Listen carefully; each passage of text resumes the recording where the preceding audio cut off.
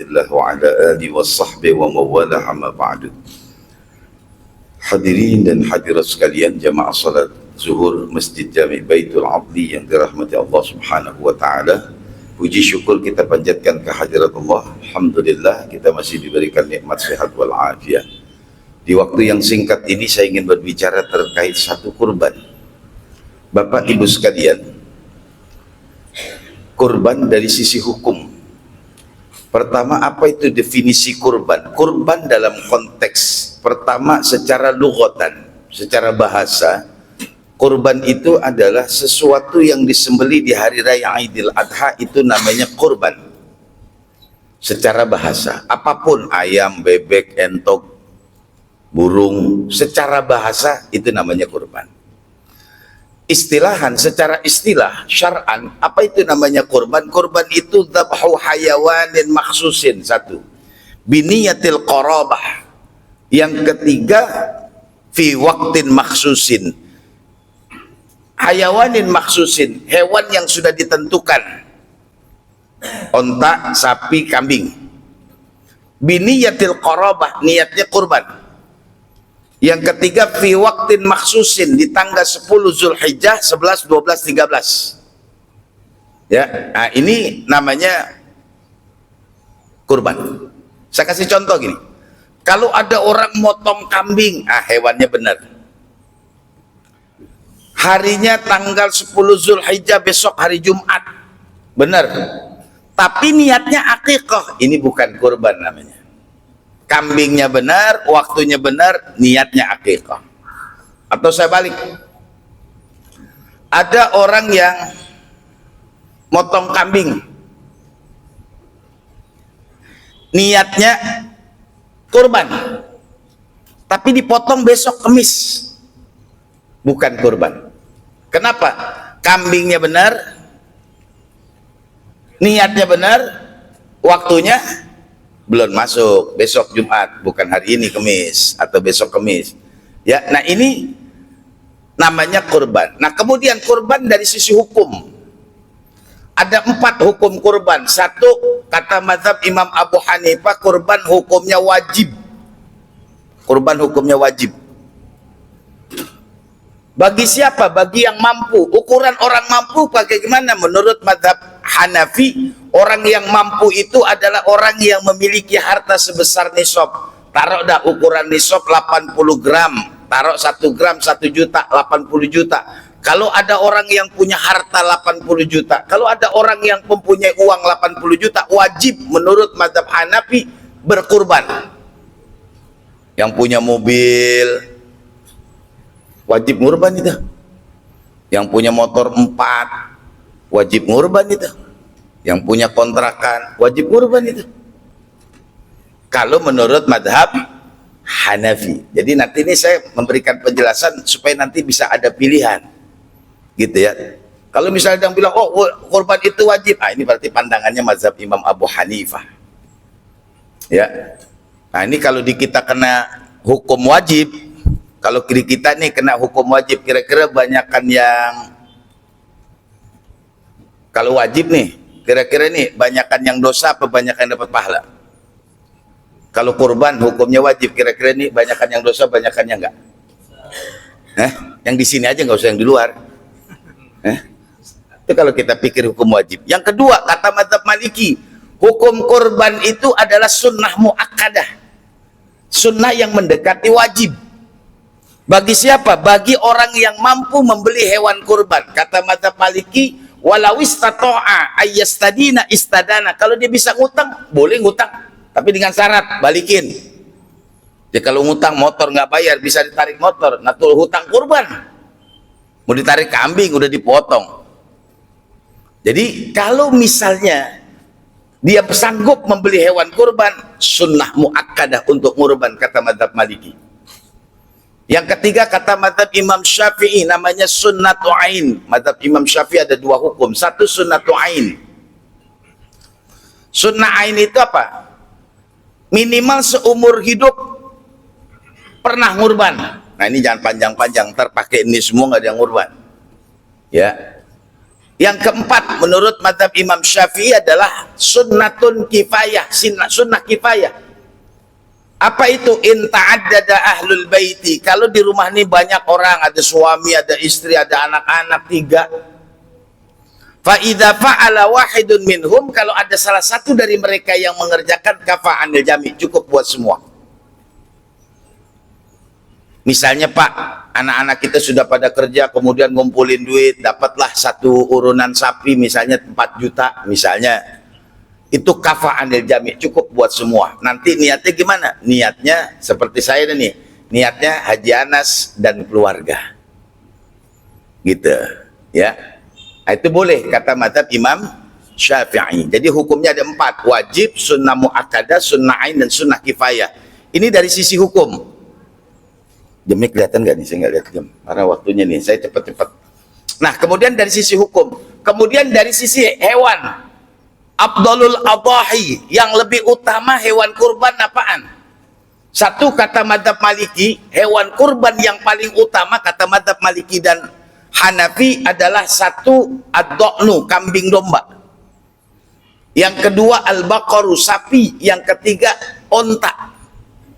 Kata mazhab Maliki dan Hanafi, kenapa kok kambing, sapi, baru onta? Kata mazhab Maliki begini, li thayyibil lahmi, karena melihat meninjau dari enaknya daging. Daging domba lebih enak daripada daging sapi. Daging sapi lebih enak daripada daging onta. Ini pandangan pertama.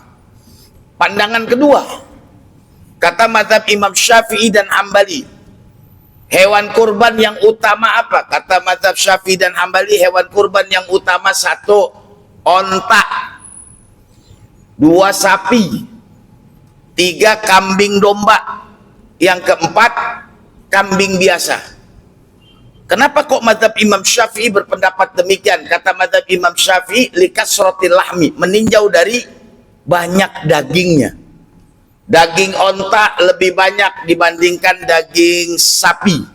Daging sapi lebih banyak dibandingkan daging domba. Daging domba lebih banyak dibandingkan kambing biasa. Ini. Nah, ini yang kita pakai. Kenapa? Karena di kita ini umumnya orang ngurban itu bagiin daging. Makanya kalau dari tinjauan hukum kan orang sering begini. Saya tahu Ustaz, kurban itu kan hukumnya sunat, tapi dapat daging wajib. Nah, gimana urusan? Coba deh Pak. Kalau kurban hukumnya sunat, dapat daging wajib. Coba kalau nggak dapat, marah dia. Lah, saya kalau di tempat pengajian saya bilang, daging aja. Jamaah masjid, musola, itu yang kedapatan daging, yang sering ngaji sama yang sering sholat berjamaah aja. Kenapa Pak Ustadz? Ini kalau dia ngambek, berhenti ngaji. Lah, orang kita kan gampang ngambek kan. Iya, biasa ngaji nggak dapat daging, ngomel dia. Waduh, gue berhenti ngaji ngapain? Kagak dapat daging. Kalau yang nggak ngaji sih enak dah, nggak dapat paling di ngomel di luar, nggak ada masalah. Dia mau ke masjid, emang nggak pernah ke masjid. Dia mau ngaji, emang nggak pernah ngaji. Nah, artinya ada skala prioritas. Ya, nah ini bicara tadi definisi hukum dan hewannya. Jadi kita kenapa sih lebih mengutamakan urunan sapi? Karena rata-rata kita baginya daging. Nah, ada orang juga Pak. Jadi kalau lihat sejarah, ini sejarah dulu. Pertama kita lihat dari sejarah Nabi Allah Ibrahim. Kurban itu kan ceritanya dari Nabi Ibrahim. Dalam surah As-Saffat, inni dzahibun ila rabbi sayahdin, rabbi habli minas salihin. Saya jalur singkat, fabasyarnahu bighulamin halim. Nabi Ibrahim itu Pak, Bu, lama nggak punya anak. Nggak punya anak. Kawin istri yang pertama namanya Sayyidati Sarah, belum punya anak. Kawin lagi dengan istri yang kedua namanya Siti Hajar, belum juga punya anak. Akhirnya ngadu sama Allah. Kata Allah, Ibrahim, kau berangkat ke Baitul Maqdis, sekarang Masjidil Aqsa. Kemudian di sana kau berdoa, Rabbi habli minas shalihin. Makanya Pak, tolong nih Ibu, setiap doa jangan lepas Rabbi habli minas shalihin. Itu Nabi Ibrahim karena sering baca Rabbi habli minas shalihin, maka seluruh keturunannya menjadi nabi-nabi. Singkat cerita, Nabi Allah Ibrahim kemudian fabasyarnahu bighulamin halim. Allah berikan Nabi Ibrahim seorang anak laki yang halim. Halim itu sabar, penurut, pinter, ganteng. Bukan enak Pak nih, anaknya sabar, penurut, pinter, ganteng. Ada si anak ganteng kagak pinter, ada pinter kagak ganteng, ada pinter ganteng kagak sabaran. Ini lengkap semua Allah kasih. Pada saat masih kecil belum ada perintah. Perintah kurban artinya perintah penyembelihan itu dijelaskan oleh Allah. Falamma balagha ma'ahu sa'ya, ketika Nabi Allah Ismail udah mulai bisa membantu orang tuanya. Ada ahli tafsir yang mengatakan 7 tahun, ada yang mengatakan 13 tahun. Saya kadang-kadang mikir begini Pak, Nabi Ibrahim tuh kan baru punya anak satu ini nih, Nabi Ismail. Udah gitu anaknya udah bisa bantuin bapaknya 7 sampai 13 tahun. Kan udah bisa bantuin bapaknya Pak. Bangun Ka'bah namanya Nabi Ismail. Mana anaknya ganteng, pinter, sabar, penurut. Udah gitu pada saat itu baru satu anaknya. Dapat perintah dari Allah suruh disembelih. Bayangin Pak. Anak satu-satunya pada saat itu. Dapat perintah suruh potong. Masya Allah. Kalau anaknya 5 nggak ada masalah. Anak 5 suruh potong, yang jelekan dikit aku potong dah. Jelek ngambek kan lagi itu aja aku potong. Kan bisa jadi Pak. Ini kagak. Cuman atu. Kalau bahasa sekarang namanya anak semata wayang pada saat itu. Bagaimana perasaan Nabi Allah Ibrahim? Maka tanggal 8 hari ini Nabi Ibrahim semalam mimpi. Aufa binadzarika ya Ibrahim, tunaikan janjimu. Kata Nabi Ibrahim, ini dari Allah apa dari setan sih? Akhirnya malam ngimpi lagi. Aufa binadzarika ya Ibrahim, tunaikan janjimu. Malam tanggal 9. Malam pertama namanya hari ini tarwiyah, besok namanya Yaumu Arafah. Kenapa Yaumu Arafah? Saat itu Nabi Ibrahim tahu kalau ini mimpinya bukan dari setan tapi dari Allah. Malam 10 Nabi Ibrahim mimpi lagi namanya Yaumun Nahri, malam takbiran besok malam Jumat. Nabi Ibrahim ngimpi. Malam pertama ngimpi belum yakin, malam kedua ngimpi yakin, malam ketiga ngimpi besok laksanain. Nah ini apa hikmahnya Pak? Hikmahnya begini Bu, kalau kita punya duit buat ngurban jangan pakai simpan, langsung bayar. Kalau disimpan ya kagak beres dah urusan, ada aja urusannya. Coba dah. Makanya tanggal 8 ngimpi, tanggal 9 ngimpi, tanggal 10 langsung dilaksanakan. Di cerita ini Nabi Ibrahim nggak ngomong sama istrinya, nggak ngomong Pak. Malam takbiran ngimpi, kalau sekarang namanya malam takbiran, paginya langsung dia bilang, ya Hajar, albisi waladaki ahsana siap, pakaikan putra kita ini dengan pakaian yang bagus, mandiin pakai pakaian yang bagus. Pak, contoh doang nih, kalau bapak punya anak, kemudian anak kita ini suruh bilang, mah mandiin anak kita, pakaiin pakaian yang bagus, kira-kira dinanya nggak? Apa nanyaannya? Iya. Kalau kita bilang gua ajak ke Tanah Abang, kira-kira yang mandi duluan siapa? Lebih ininya mandi duluan. Pak, coba dah. Hajar ketika disuruh mandiin, dia nggak nanya, bang mau ajak kemana sih bang? Enggak. Pakaian rapi, ganteng. Nabi Ibrahim udah gitu bawa tambang sama pisau. Saya kasih contoh lagi, udah habis mandiin rapi, bapak, anak udah rapi, keren. Kemudian bapak bawa tambang sama pisau, bininya nanya nggak? Iya, ngapain buat tambang sama pisau bang? Gitu. Iya, mau ngalap mangga kan gitu. Enggak. Tuh Hajar enggak. Dalam perjalanan iblis datang. Perlu digodain nih. Pertama kali datang kepada Hajar, ya Hajar, apakah kau tidak lihat? Suamimu dan putramu akan disembelih oleh suamimu. Apa kata Hajar? Enggak mungkin. Nabi Allah, seorang nabi diperintahkan oleh Allah untuk melakukan kemaksiatan. Dilemparin batu, itu menjadi lontar jumroh. Jumrotul ula. Beres, nggak kena nih. Ke Nabi Ibrahim, Ibrahim, anakmu ganteng. Kenapa kamu mau sembelih? Sebetulnya konsepnya sederhana Pak. Kalau bapak ganteng, ibu cantik, anak pasti ganteng dah. Iya. Nggak mungkin lah bapaknya jelek, ibunya jelek, anak ganteng. Ini pasti ada investor ilegal ini.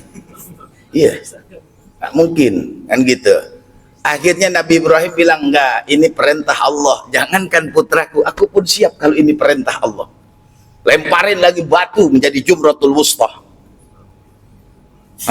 Ismail godain dah nih.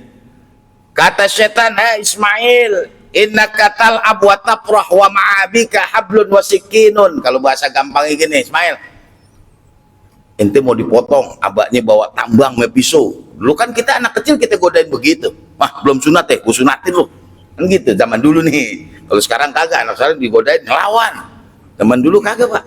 Nangis dia pulang ke rumah, gitu. Nah ini coba. Kata Nabi Ismail, nggak mungkin, ayahku sangat mencintaiku. Lemparin batu lagi menjadi Jumratul Aqobah. Kalau yang udah pergi haji itu, Jumratul Aqobah itu dilempar pada satu sisi. Jumratul Ula usrak dari semua sisi. Itu kalau lihat Bapak perhatiin dalam melaksanakan ibadah haji. Nanti dah kalau Bapak pergi haji, kalau nggak bareng sama saya. Ya, sekalian nongkosin saya, maksud saya gitu. Iya, nah kalau sekian banyak perangkat pasti saya kagak ikut kan gitu. Ya minimal ya dapat tugas dah kan gitu ya. Nah itu, ini sebuah cerita bahwa kalau kita ngorban godaannya 3, 1 istri, suami, anak. Ini godaannya nih Pak nih. Kalau udah kelewatan kasih tahu. Ya, ini ceritanya saya potong-potong nih. Ya, ini 3 godaannya. Bapak kalau ngorban godaannya 3. 1, kalau bapak punya duit nih 4 juta pengen ngorban, pertama kali setan datang ke kita yang pegang duit. Ade aja yang nawarin, Pak. Bang, katanya mau tukar tambah motor. Itu ADP misalnya tuh. Ente kan pakai Supra Cup. Ini kan yang 800 udah jarang. Udah gini tukar tambah. Ngapain? Tambah 4 juta, berani nggak? Lo bayangin. Pasaran tuh bisa nambah 10 juta. Dia minta teman kita nambah 4 juta. Emang kita pengen banget punya motor ADV, nambahnya 4 juta. Kebetulan mang kita pegang duit kurban 4 juta. Kira-kira gimana Pak? Jadi ngurban apa ganti motor? Mana dia orangnya? Iya, itu godaan. Kalau enggak, kita enggak biarin. Motor urusan belakangan, pokoknya ngurban sekarang. Ujian kedua dari bini, kita Pak kalau pegang duit 4 juta mau ngurban, ngomong juga sama bini, mah, apaan? Kita malu dah tinggal di wilayah kampung kita ini. Udah 10 tahun kita tinggal di kampung ini nggak pernah ngurban. Ada nggak Pak yang tinggal 10 tahun nggak pernah ngurban di kampung ini? Nggak, di sini bukan di luar, di sini. Iya. Ya gini dah mah, ya kita ngurban ya yuk. Ya kan kalau misalnya lakinya ngomong, kemudian ngomong sama bininya, kata bininya terserah abang dah, ini kan duit abang, terserah. Cuman, nah kalau bini ngomong cuman, dengerin Pak nih. Cuman apaan mah? Mama belum bayar arisan 4 bulan. Emang berapa mah? 4 juta, pas banget lagi tadi tahu duit 4 juta. Kira-kira mana Pak? Kelarin arisan apa jadi ngurban? Jangan coba-coba. Bisa setahun ngadep kanan ngadep kiri. Gitu. Kalau suami istri kuat, oke, kita ngurban Bang. Tinggal 1 anak. Bisa jadi Pak ketika kita mau berangkat, mah ayo kita berangkat nyari hewan kurban. Pas baru keluar komplek, anak kita ketemu, papa mama mau kemana? Mau beli hewan kurban buat ngurban. Tar dulu, ada apa sih? Anak-anak di komplek udah pada punya motor listrik. Pokoknya kalau nggak dibeliin motor listrik, saya kagak sekolah. Mau buron. Waduh. Kira-kira Pak jadi beli hewan kurban apa mampir ke Manggarai Pasar Rumput? Nah itu godaan. Iya, kalau hari ini kita nggak digoda karena nggak pegang duit. Setan juga gua datengin. Jangan ada godain, ngapa dah tekor-tekorin aja, ditekor. Iya Pak. Ya ini sejarah cerita Nabi Allah Ibrahim tuh begitu. Itu ketika Nabi Ismail falamma watallahu lil jabin, digeletakkan, diikat tangannya, diikat kakinya. Kemudian pisau sudah menempel, baru Allah katakan, ya Ibrahim, qad shaddaqta ru'ya inna kadzalika najzil muhsinin. Ibrahim, mimpimu benar. Aku akan balas semua. Dan Allah katakan, wa hadza bala'um mubin, saya tahu ini ujian yang paling berat. Wa padainahu bidzibhin 'adzim, kata Allah jangan takut, aku ganti dengan penggantian yang besar. Wonten tiyang Jawi mboten? Ada orang Jawa nggak sih? Nah, orang Jawa itu kalau bicara besar itu macam-macam. Itu wedusnya nopo gede. Nah, itu bapak kudu liatin. Tapi kalau bilang wedusnya ya apa? Wedusnya gede. Nah, kalau yang begitu tuh bapak nggak usah liatin, pasti gede banget tuh. Ya apa rek? Wedusnya gede. Nah, kalau dia ngomong begitu nggak usah liatin. Lu bawa sini, gue bayar. Itu pasti gede pak. Iya, yeah. Kalau orang Jawa Timur itu kan biasanya. Ya apa rek? Jalannya macet, cek. Udah di rumah aja pak, jangan keluar. Itu nggak jalan. Iya. Yeah. Kalau dibilang gimana ya puncak, macet, jalan tergak longgar. Tapi gimana ya suasana puncak, macet, cet, udah tidur aja di rumah dah. Itu mobil nggak jalan pak, gitu. Nah itu bahasa. Jadi gini, bapak nggak usah khawatir, ibu nggak usah khawatir. Kurban itu pasti Allah ganti dengan penggantian yang besar. Allah lebih tahu urusannya dibandingkan kita. Lihat sejarah Rasulullah. Udah habis belum, Ustaz? Udah. Enggak, saya kagak ada jam masalah di depan. Saya lupa HP saya di situ lagi. Iya, saya nggak bawa HP. Jadi gini, kalau kita cerita Nabi Ibrahim, Nabi Allah, Nabi baginda Nabi Muhammad, kata Rasul gini, doha Rasulullah bikabsyaini amlahaini akronaini saminaini. Rasulullah berkurban dengan 2 ekor kambing, jangan berhenti di kambing, kambing kibas, kambing domba yang bertanduk, akronaini amlahaini warnanya putih, saminaini gemuk. Kambing domba ada tanduknya putih gemuk, berapa kira-kira harganya tuh? Kalau di Garut lumayan tuh. Berapa kira-kira? Ada 20 jutaan. Standar 10 juta dah. Saya kadang-kadang ngebayangin Rasulullah tuh setiap tahun kurban 2 ekor kambing domba. Nah ini logika juga nih Pak nih. Kenapa Rasulullah berkurban dengan kambing? Pada saat itu ada onta. Kenapa nggak dengan onta? Nah, ini kan menjadikan sebuah panutan, menjadi syariat. Kalau jadi syariat, Rasulullah tuh nyembelih kambing. Kenapa? Karena kambing di semua negara ada. Seandainya Rasulullah ngurban onta, kita di Indonesia susah nyarinya. Sudah keliling kemarin-kemarin nggak ada yang jual onta. Ada Pak. Makanya Rasulullah berkurban dengan kambing loh. Daerah dingin banget ada kambing. Daerah yang panas banget ada kambing, yang kagak ada rumputnya ada kambing. Tapi belum tentu di situ ada onta, belum tentu di situ ada sapi. Maka Rasulullah berkurban dengan kambing. Nah itu logikanya, ya. Kan kadang-kadang yang begini, Ustaz, pokoknya saya mau ngurban kambing. Iya, tapi ingat nih, jangan kambing doang, terusin kambing, domba, bertanduk putih, gemuk. Nah dibeli yang 2,5. Lah ketika ditarik tambangnya doang, kambingnya ke sono, tambangnya ke sini, kekecilan. Jadi kalau kita mau ikutin Rasulullah tuh, Rasulullah berkurban 2 ekor kambing domba yang gede gemuk, taruhlah harganya 10 juta. Saya kadang-kadang mikir gini, Rasulullah ngurban 2 ekor kambing, seandainya harganya 10 juta, 20 juta tuh. Iya. Padahal dalam kitab Riyadhus Shalihin, kehidupan Rasulullah tuh pagi makannya korma, minumnya cuma air bening, bukan air putih, air bening, putih susu, air bening. Ya, ya Allah, tidurnya di pelepah korma, bantalnya batang korma. Kalau bangun tidur beceplak, tahu beceplak nggak? Nempel sini nih. Ngurban 2 ekor. Ada orang nih pagi makannya nasi rames, pagi makan nasi uduk, pagi makan lontong sama gorengan 4, teh gelas gede, kagak ngurban. Ada nggak? Enggak, saya cuma nanya doang. Ini saya mau bandingin antara Rasulullah loh. Rasulullah tuh pagi sarapannya korma doang atau butir sama air mineral. Ngurban 2 ekor tiap tahun. Ini ada nih yang makannya lontong, gorengan 4, teh gede banget, kagak ngurban. Ada nggak kira-kira? Madi dia. Enggak, saya mau liatin aja orangnya. Ya enggak, ini logika aja Pak. Kalau bahasa keren namanya apa tuh? Apple to apple apa gitu. Bandingannya biar seimbang.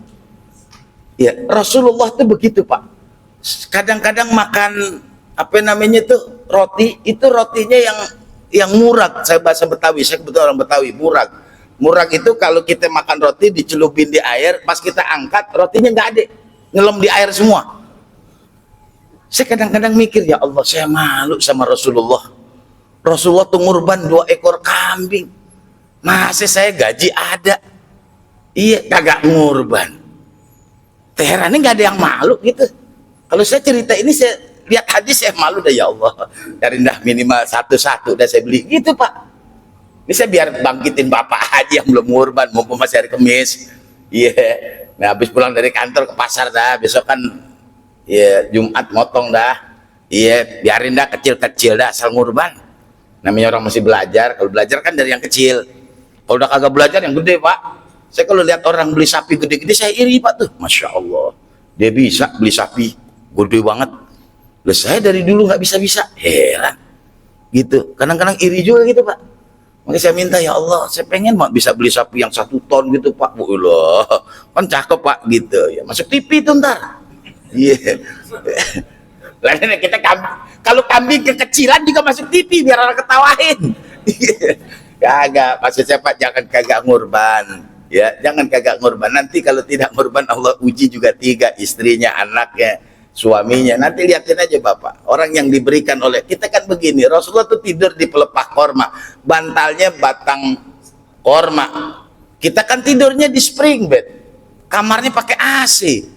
Masih kagak ngurban, malulah sama Rasulullah kalau kita dianggap umatnya Rasulullah. Nanti pada pertemuan akan datang kita bicara tentang hebatnya sholat, luar biasa. Kita kalau tahu tentang sholat Pak, nggak mau berhenti kita sholat. Nanti kita bicarakan pada pertemuan tahun yang akan datang ya.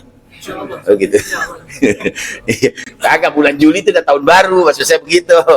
Ya, kita berdoa mudah-mudahan kita semua yang hadir pada hari ini, satu, kita bisa melaksanakan ibadah haji. Yang kedua, kita semua pada bisa berkurban. Allah limpahkan kita rezeki, Allah mudahkan semua urusan kita. Al-Fatihah.